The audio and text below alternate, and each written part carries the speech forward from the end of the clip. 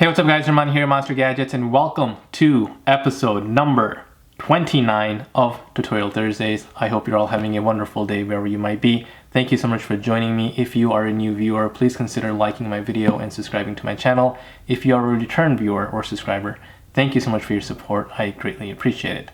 So last week I did a tutorial on Adobe Photoshop where you can take a headshot, really any shot of a model, and give it that professional, clean, glossy type of look on their face, kind of get rid of all the little imperfections, if you will, on the photo.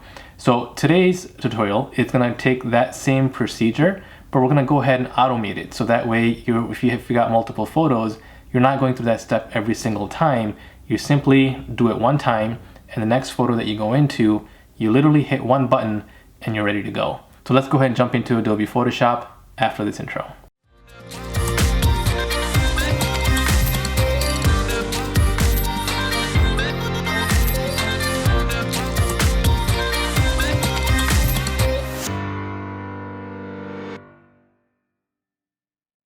Alright guys, welcome back. So we're going to go ahead and jump into Adobe Photoshop. Here we are, and I'm going to use the same image I used last time just for the sake of consistency. And we're going to go through the same steps as I did last time, except when we get to that part, I'm just going to fast forward for you guys so I'm not taking up too much of your time. But if you want to look at how to do those steps in detail, again, check out my last video. I go through in detail how to complete every single step. So the first thing you want to do is once you're in Photoshop and you've got the image loaded, click on these small little arrows that says expand panel. And once you do that, it's going to give you a number of items here, history and action. So essentially what you're doing is you're creating an action and you're telling Photoshop to follow those action steps. So we're going to go ahead and click on this little image, this little button here to go ahead and create a new one. And we're going to call this a face blur. Leave that as a default. You can set a function key if you want. We'll go ahead and leave it none, and you can set a different color for it to show up here a little differently, but we'll go ahead and leave it as none.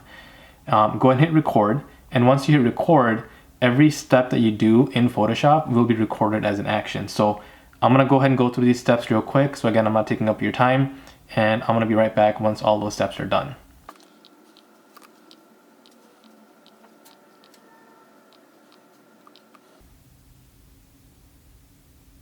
All right, so once you have gone through all those steps, you just hit stop, and then it's going to go ahead and complete that action step for you. And then as you can see, here is where it says face blur. That's what we called it.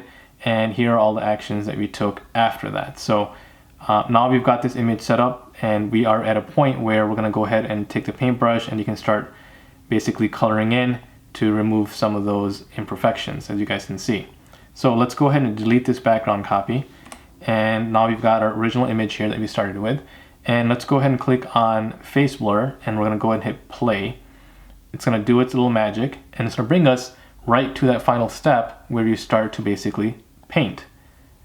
And that's how it's done. You have recorded all the steps, and the next photo you come across, you simply hit play and you're good to go. You don't have to remember to do all those extra steps. You don't have to go through the actions, take up time. You simply just hit play and you're done. So let's go ahead and take another photo. Here's another one here. And as you guys can see, this is just a simple photo we're going to start out with. I'm going to go ahead and click on face blur. I'm going to hit play. It's going to do the same thing. Go through all those steps.